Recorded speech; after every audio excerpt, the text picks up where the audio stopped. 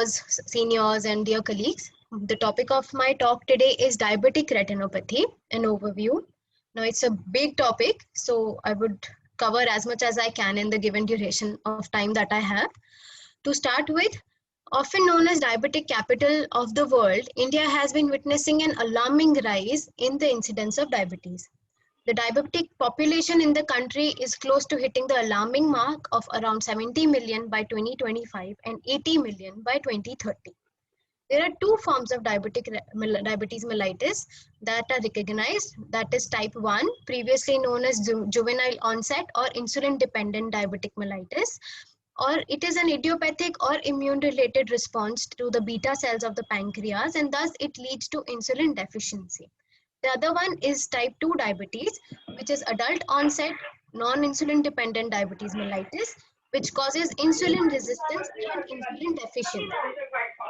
Between 90 to 95% of all patients with diabetes have type 2 diabetes. Thus, this group comprises of a larger proportion of disease burden in patients with visual impairment with DM, even though type 1 has more frequent and more severe complications. Diabetic retinopathy encompasses a broad range of fundus manifestations of DM and affects 1 in 3 people that are affected with diabetes. So DR and DME, that is diabetic macular edema, is the most common microvascular complication of diabetes mellitus, leading to vision loss in working adult population.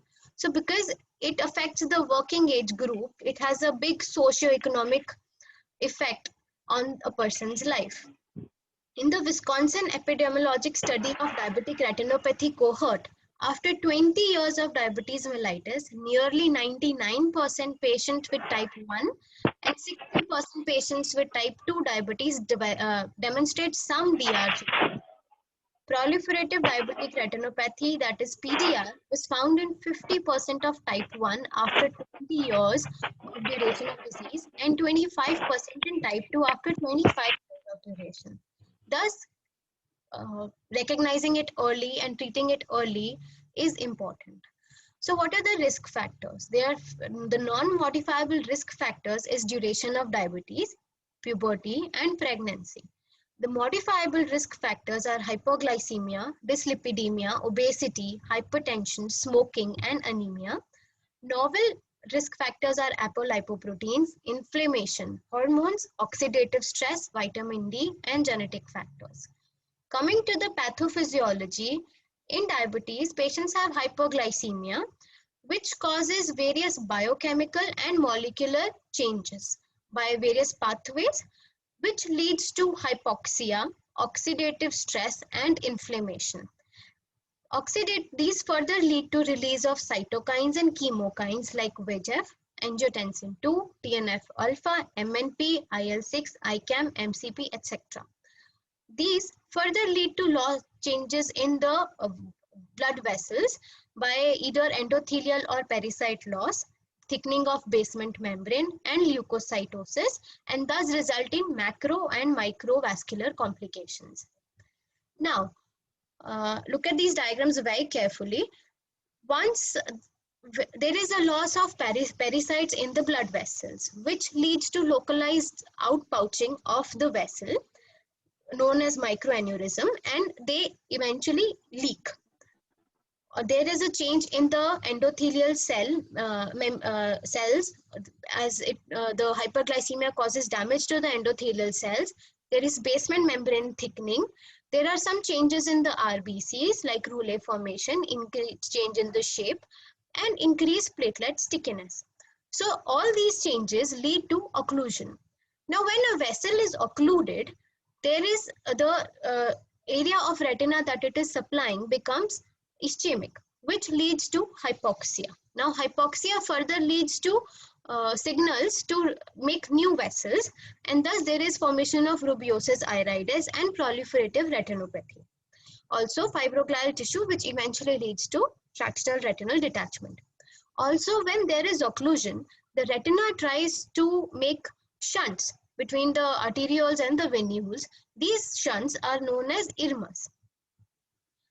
When there is presence of multiple microaneurysms, there is leakage from them.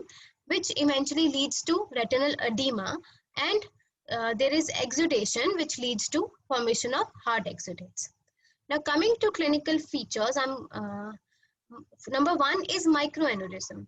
Microaneurysm is the outpouching of the capillary wall as discussed earlier. It is the earliest sign of diabetic retinopathy. They develop in the inner capillary plexus, also known as ganglion cell layer. It may leak plasma constituents into the retina or may thrombose. On fundus examination, they look like tiny dots, which are usually temporal to the fovea. It can be indistinguishable from dot hemorrhages. So we use fundus fluorescein angiography to distinguish between dot hemorrhages and microaneurysms. Now, if you pay attention at this area, there are two dot-like struct hemorrhages here, but on FFA, one is hyperfluorescent and one is hypofluorescent. So the one that is hyperfluorescent is the microaneurysm. These microaneurysm initially look like hyperfluorescent dots on FFA, but later on they leak and cause diffuse leakage because of the leakage of the dye. And the hemorrhage appears dark, so it causes blocked fluorescence. Coming to retinal hemorrhages, there are three types of retinal hemorrhages. Number one is the flame-shaped, also known as retinal nerve fiber layer hemorrhage. So this is the flame-shaped hemorrhage. It arises from the larger superficial precapillary arterioles. It has this characteristic shape because that is the shape of the RNFL that is distributed throughout the fundus. The next category in hemorrhages is intraretinal or dot blot hemorrhages. So this is the one. They arise from the venous end of the capillaries and they are located in the compact middle layer of the retina. The third are the deeper dark round hemorrhages, this one, which represent hemorrhagic retinal infarcts. These are also located in the middle layers. The more the deeper hemorrhages, the more is the likelihood of progression to proliferative diabetic retinopathy. Next sign is exudates. Now, these are the hard exudates that I'm talking about. They are caused by chronic localized edema. So when there is edema, there is exudation from the vessels that leads to formation of hard exudates. They develop at the junction of normal and edematous retina. They are composed of lipoprotein and lipid-filled macrophages located in the outer plexiform layer. Hyperlipidemia may increase the likelihood of exudate formation. Now on fundus examination, they look like waxy yellow lesions with distinct margins. They can be arranged in the form of clumps or in a circinate or ring pattern. When the leakage stops, these also absorb spontaneously over a period of weeks to months by either surrounding capillaries or by phagocytosis. Chronic leakage causes enlargement and deposition of crystalline cholesterol, and that appears like this, and you can see that this crystalline cholesterol is blocking is causing a shadow effect on OCT. Coming to cotton wool spots, it is composed of accumulations of neuronal debris within the nerve fiber layer. They result from the ischemic disruption of nerve axons. As cotton wool spots heal, debris is removed by autolysis or phagocytosis. On fundus examination, they will look like small fluffy lesions, whitish lesions. The margins are not very well defined. They are usually present in the post-equatorial retina where nerve fiber layer is thick enough to render them visible. FFA shows hyperfluorescence due to local ischemia. There are various vascular changes that can be observed in a patient with diabetes. There can be generalized dilatation and tortuosity. There can be looping. We can see it on fundus photo as well as FFA. There can be beading. There can be sausage-like segmentation. The extent of retinal area that exhibits these venous changes also tells us the likelihood of progression to PDR in such patients. Coming to IRMAs, that is intraretinal microvascular abnormalities, these are arteriolar venous shunts seen adjacent to the areas of marked capillary non-perfusion or hypoperfusion. These are fine, irregular red intraretinal lines that run from arterioles to venules without crossing major blood vessels. FFA, now it is very important to do FFA if you are suspecting a neovascularization or IRMAs, because to distinguish whether it is an IRMA or a neovascularization, hyperfluorescence, FFA plays an important role. They both look hyperfluorescent, but IRMAs never leak on fluorescein angiography, whereas neovascularization leaks on the fluorescein angiography. Ischemic maculopathy. Now, it is important to know about this disease entity because because a lot of times we are injecting repeated intravitreal injections to the patients, but somehow the vision does not improve. So in such cases, we have to do an fundus fluorescein angiography to see if their FAZ is enlarged. If it is enlarged, by FAZ I mean foveal avascular zone, which signifies capillary non-perfusion at the fovea. If it is enlarged, then the chances of vision improvement in a patient are very less. Coming to proliferative retinopathy, it has been estimated that over 1/4 of retina must be non-perfused before PDR develops. Pre-retinal new vessels are most commonly seen at the posterior pole, however, it can be seen elsewhere as well. Pre-retinal, the fibrous tissue initially is fine and gradually it develops into the vessels, which increases in time as the time passes. New vessels at the disc describes the vessels that are formed over the disc or within one disc diameter away from the disc. Now this is around 1 disc diameter, so it is neovascularization of disc.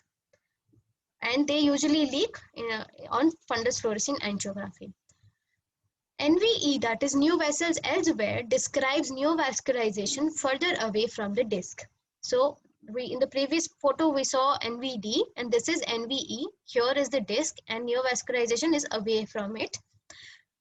The new vessels on fundus fluorescein angiography, neovascularization looks hyperfluorescent in the early stages and the hyperfluorescence expands during the late stages. Vitreous or pre-retinal hemorrhages are seen as hypofluorescent area on FFA, like this one. These are the capillary non-perfusion areas or capillary dropout areas. We can see that this area is these areas are not being supplied by any capillaries. Now, what are the indications of fundus fluorescein angiography in a patient with diabetes? Not all patients need it, but if you're suspecting a neovascularization, you can do it to see if it is a neovascularization or IRMA. Then it delineates the areas of ischemic retina that might need laser. If there is a disproportionate visual loss, as explained earlier, DME to rule out whether it is a focal laser or focal or diffuse macular edema, and to do laser. Like we would like to know if it is a focal diabetic macular edema, we will do focal laser. If it is a diffuse edema, we can either plan an anti-VEGF or we can do grid laser. So also in cases of non-responsiveness to the treatment. Coming to classification, when there are no abnormalities on the fundus, it is called no apparent retinopathy. When there are only microaneurysms, it is called mild non-proliferative DR, that is NPDR. When there are more than microaneurysms but not less than severe DR, then it is called moderate NPDR. Now, what are the signs of severe NPDR? These are intraretinal hemorrhages, more than 20 in each quadrant. All the 4 quadrants have more than 20 intraretinal hemorrhages. Then there is definite venous bleeding in at least 2 quadrants, and there is IRMA in 1 quadrant. So it is a 4-to-1 rule, and there are no signs of proliferative DR. Such patients need referral to a specialist dealing with diabetic retinopathy. What is proliferative diabetic retinopathy? It is severe NPDR plus one or more of the following. What are these? Either there is neovascularization or there is vitreous or pre-retinal hemorrhages. These patients also need referral. Coming to macular edema, the ETDRS described macular edema as clinically significant macular edema by the following points. If there is a retinal thickening within 500 micrometer of the center of macula, or exudates within 500 micron of center of macula associated with retinal thickening. The retinal thickening can be outside of the area of 500 microns. Then also coming to the third criteria, that is retinal thickening of one disc diameter or that is around 1500 micron or larger in any part which is within one disc diameter of the center of the macula. But clinically, now we divide the macular edema into center involving macular edema or non-center involving macular edema. And we do it because of how we proceed to treat these patients. Coming to the OCT classification of diabetic macular edema, there is something called spongy macular edema, which can be focal or diffuse edema, but there are no obvious cysts in that. Then coming to cystoid macular edema, there is accumulation of extracellular fluids within the cavities. These are basically the cysts that are formed in cystoid macular edema. Then there is serious retinal detachment with accumulation of fluid. The fourth category is the taut posterior hyaloid, and the fifth is vitreomacular traction. Now these can be treated by intravitreal injections, but in cases of taut posterior hyaloid or vitreomacular traction, we need to do surgery. You're not supposed to give intravitreal injections in those patients. Coming to the treatment, whenever I get a patient of diabetes who has any fundus changes, I like to get basic systemic investigations done and can make a file of that patient. And the investigations include blood sugar level, both fasting and postprandial. A lot of times people have a good control over fasting and they do not have a good control over PP blood sugar, which leads to the increase in the changes in the retina. Another one is HbA1c, serum lipid profile, serum creatinine, urea, hemoglobin, and blood pressure. Coming to the management, after doing the basic tests, if the visual acuity is good, that is, it is a mild or moderate NPDR, we can observe the patient and call the patient for follow-up every 6 to 12 months, depending on the picture that the patient has. But if it is severe NPDR, DME, or PDR, they need treatment. For severe NPDR or PDR, and if we should consider PRP. Now coming to PRP, there are few facts that we need to know, few clinical guidelines, which is what is the boundary or the inner boundary as well as the outer boundary. On the side of the disc, it should be around 1/3 of the disc diameter. Then inferiorly and superiorly, it is the inferior arcade as well as the superior arcade.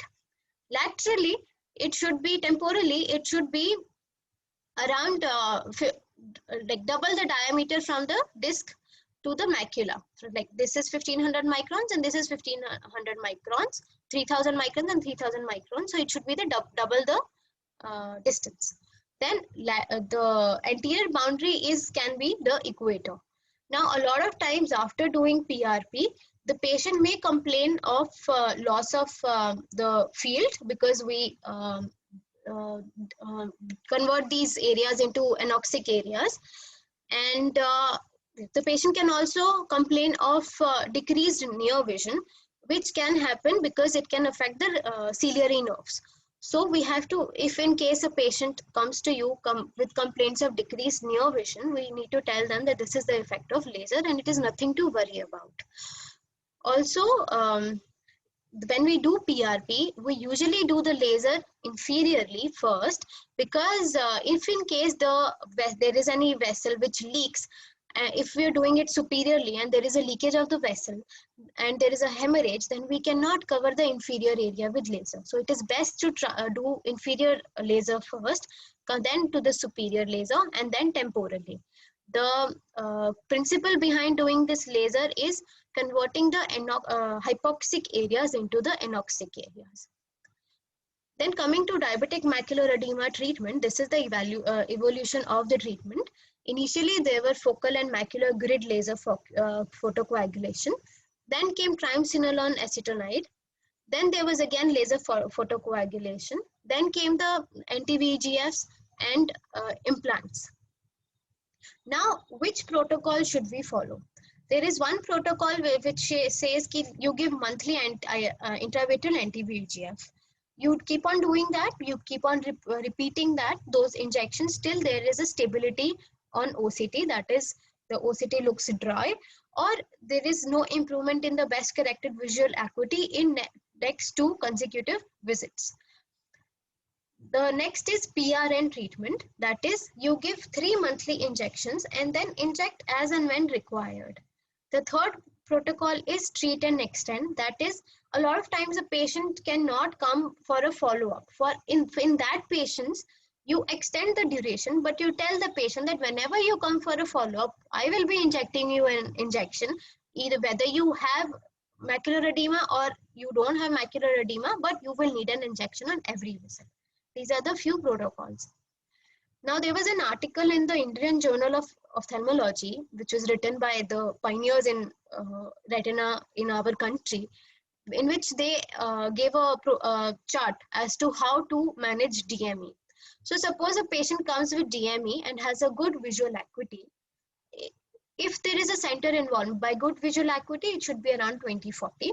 If the center is involved, you observe. If it is stable, well and good. If it is worse, you go for laser or anti-VEGF. If the patient has poor vision and the center is involved on FFA and OCT, if there is a focal leak on FFA, you laser that focal leak, or you can give anti-VEGF. If there is a diffuse leak, you should give an anti-VEGF. In these cases, if there is improvement, you observe. If it gets worse, inject again. Now, if even after giving anti-VEGF, it gets worse, you again repeat that injection.